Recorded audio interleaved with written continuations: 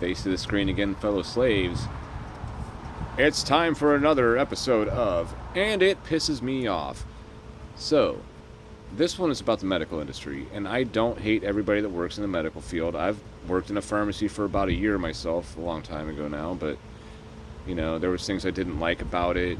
I liked it at first, but it felt like it was important, blah, blah, blah, I'm helping people, but then it's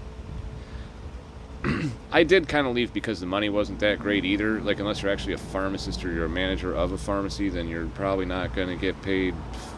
I got paid more when I left there in my first day on a car wash. If you include the tips that I made a shitload more money at the car wash. So, don't look down on those people. They're doing important work too. They're keeping your car clean. They're maintaining your car. Anyway, I digress. So,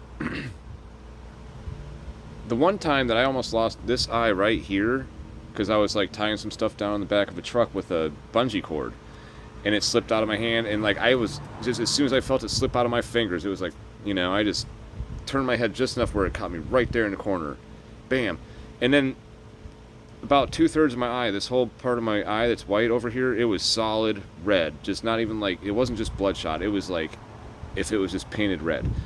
So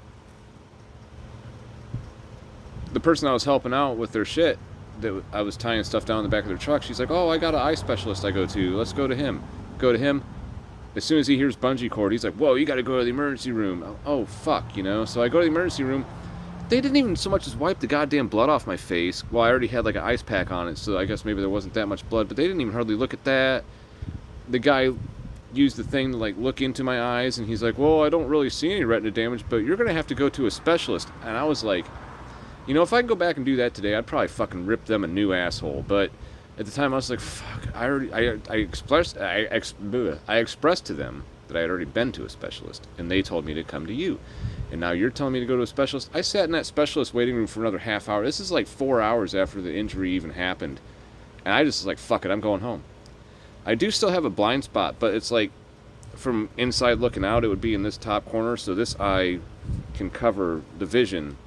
And I don't really miss out on anything. Even if I only have the one eye open, like I have to look way off to the side to even notice the blind spot. So I got lucky, because the damage to the retina would have been down in this corner, and you know how the eye works, up and down, left and right is reversed and inverted. So